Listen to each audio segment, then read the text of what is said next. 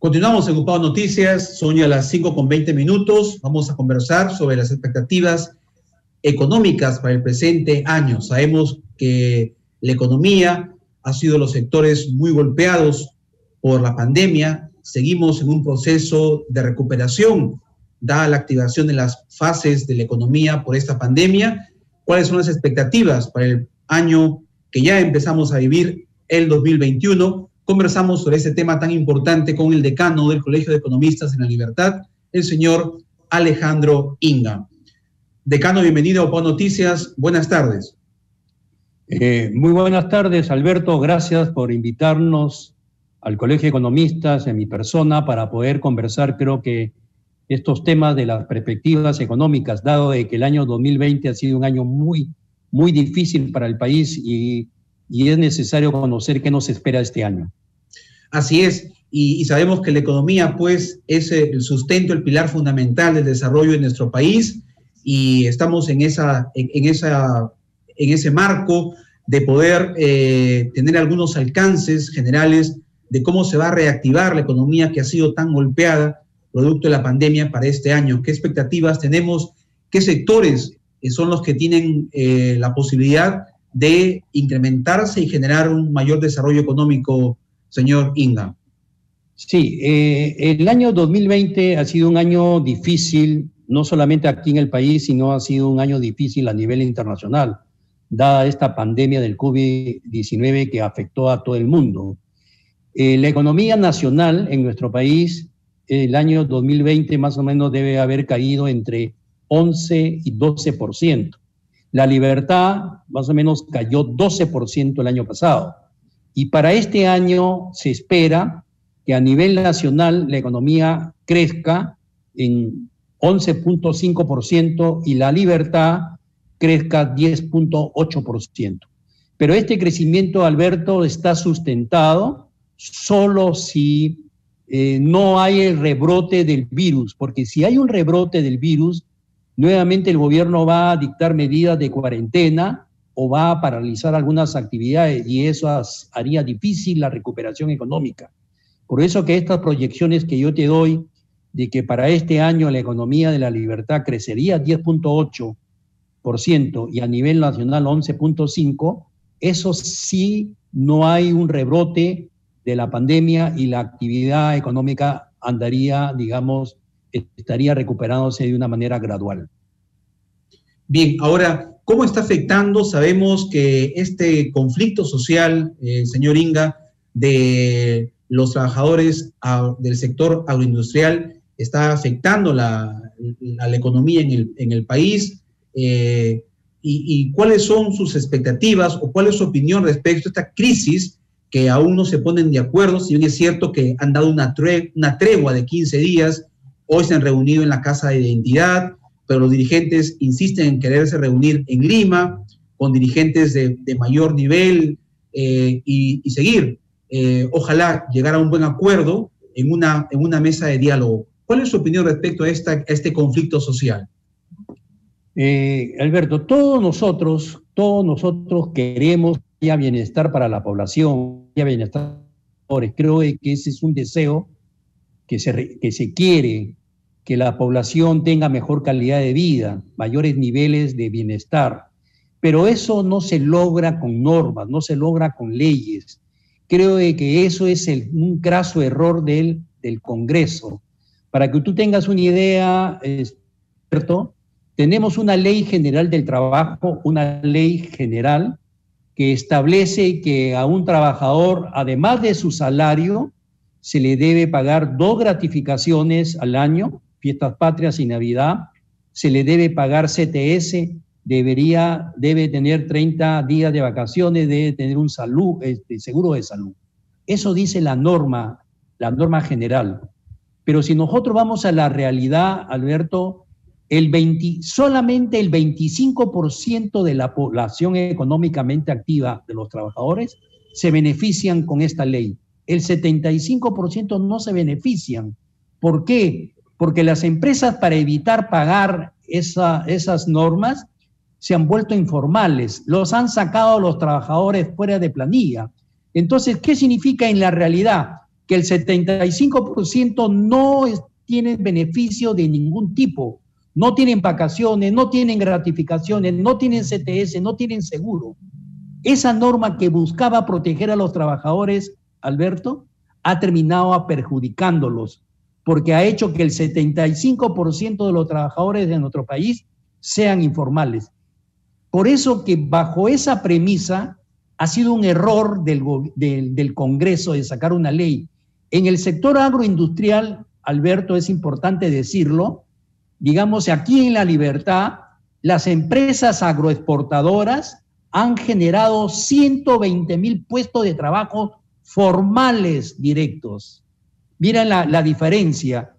Producto de esta norma, de esta ley agraria, 120,000 puestos de trabajo se han generado en La Libertad y puestos directos, formales. Además, La Libertad se ha constituido el segundo agroexportador a nivel nacional. Exportamos alrededor de 1.200 millones de dólares. Alberto, en el año 95 exportábamos 10 millones de dólares. Producto de esta ley, digamos, ha generado inversión en el agro, ha generado que se instalen empresas modernas en el proyecto de Chavimochi en la primera, segunda etapa, ha generado que tengamos empresas modernas a nivel internacional y que seamos agroexportadores importantes en el mundo. Arándanos, somos el primer productor de arándanos en el mundo, el segundo productor de palto, el cuarto productor de espárrago. Todo eso como resultado de esta ley que generó mayor inversión. Por eso que llama la atención que los congresistas, sin tener información real, solamente por cuestiones políticas, por quedar bien, porque estamos a víspera de una campaña electoral, sacan una norma que ojalá no desaliente la inversión privada futura, porque el sector agroexportador en La Libertad ha sido un sector muy importante, como te digo, en varios aspectos, y uno de ellos es en la generación de empleo, 120,000 puestos de trabajo que se han generado en esta actividad agroexportadora.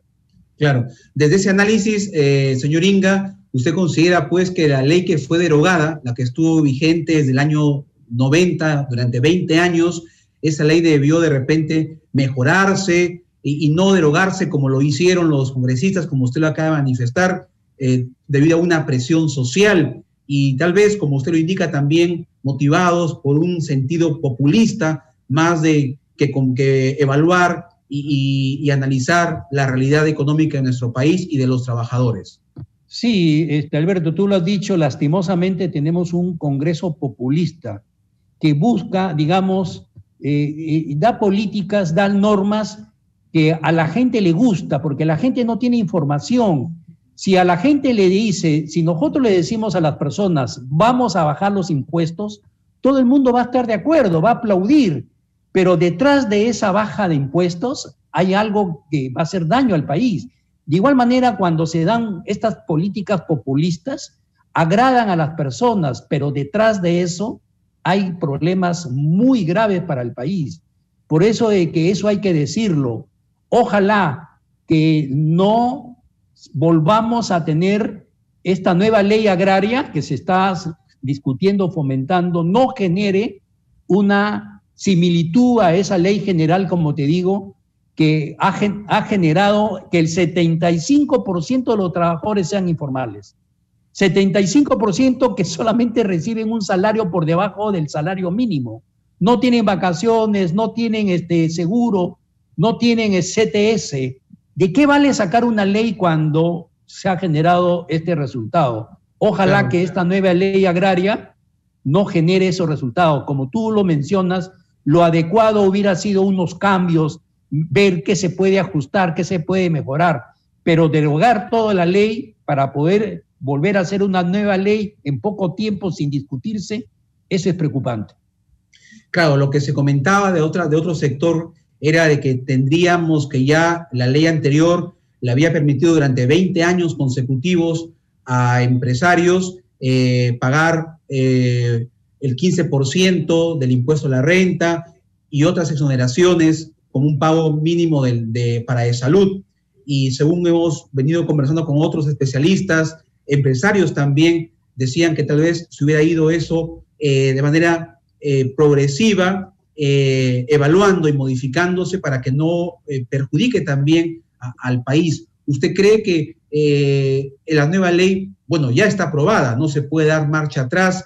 Hay una nueva ley que ha sido aprobada a fin de año del 2020 respecto a los impuestos que deben pagar las empresas. ¿Tendría que ser esto progresivo? Sí, yo creo que hubiera sido una de las medidas adecuadas.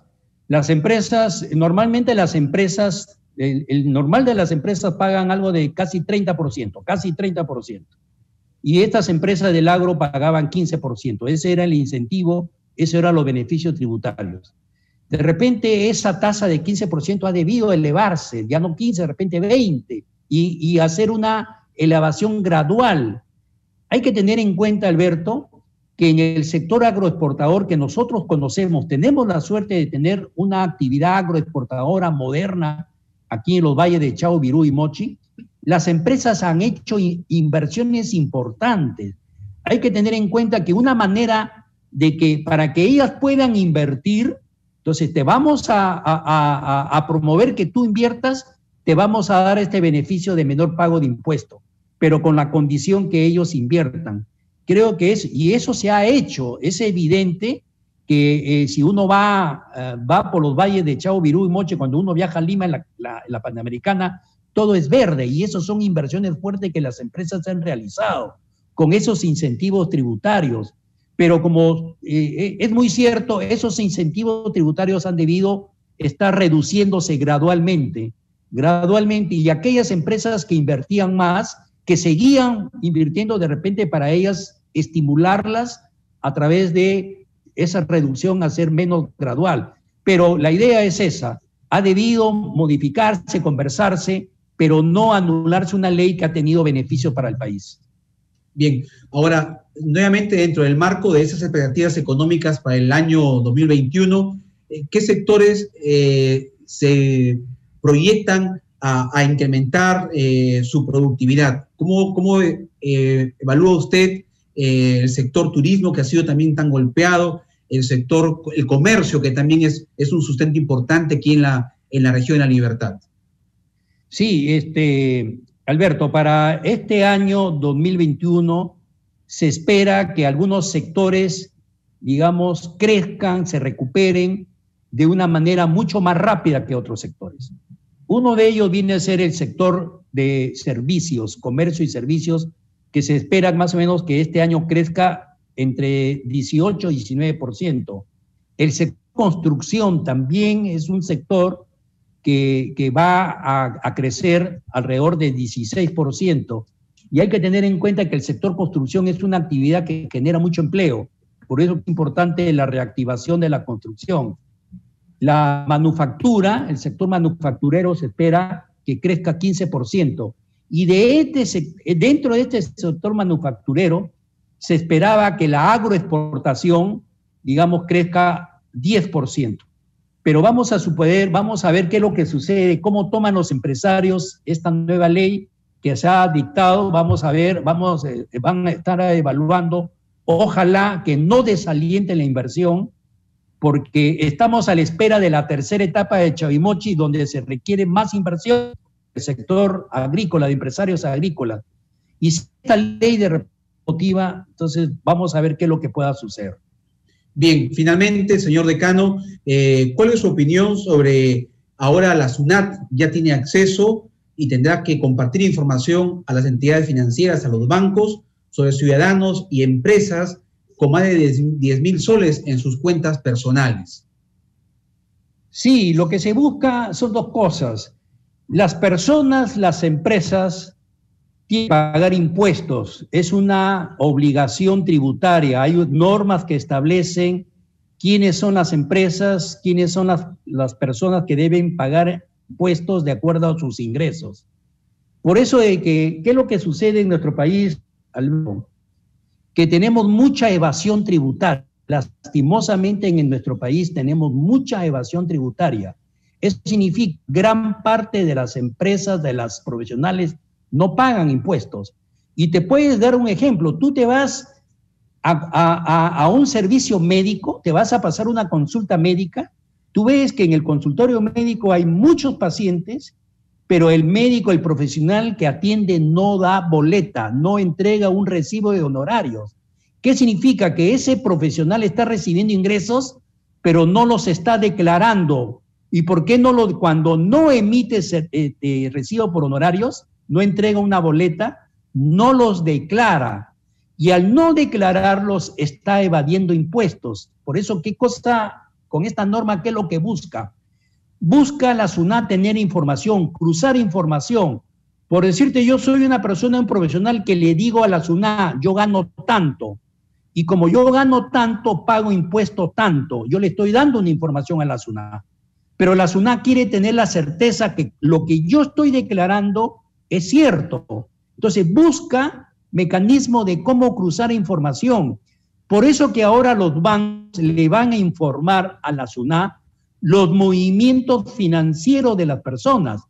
Por decir que yo declaro, vamos a suponer que yo declaro que tengo 200,000 soles de ingresos al año.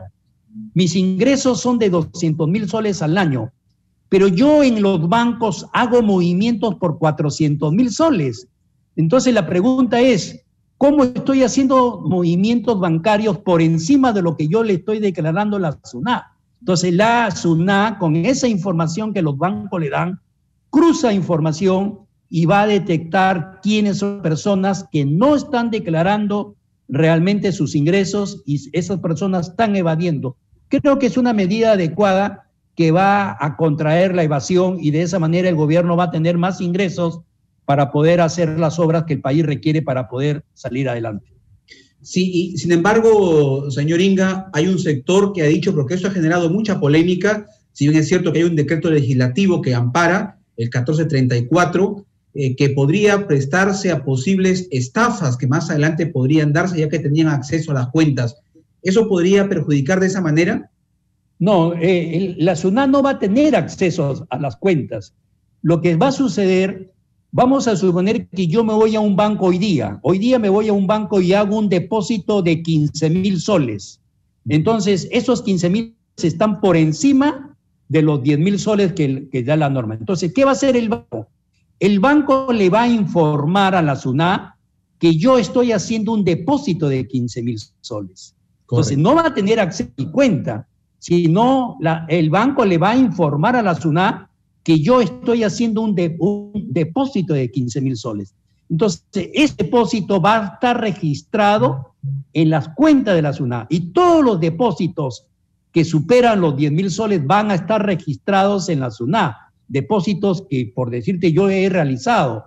Por eso que esos depósitos, esos movimientos que los bancos le van a informar a la SUNAT, va a servir para cruzar información que la SUNAT tiene, porque yo declaro a la SUNAT, oficialmente yo le declaro cuántos son mis ingresos, pero estoy haciendo movimientos bancarios muy por encima de lo que yo estoy declarando.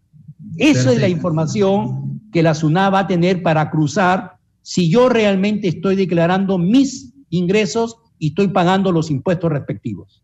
Muy bien, clarísimo entonces esta información. Agradecemos al decano del Colegio de Economistas de la Libertad, al señor Alejandro Inga, por compartir esta amplia información el día de hoy respecto al análisis de las expectativas económicas en el sector para el presente año. Muchas gracias, señor decano, muy amable. Gracias, Alberto, por la oportunidad de permitir que el Colegio de Economistas comparte este tipo de información. Muchas gracias. Igualmente a usted, gracias. Vamos a ir a una pausa, son ya las 5:39 y continuamos en UPAO Noticias.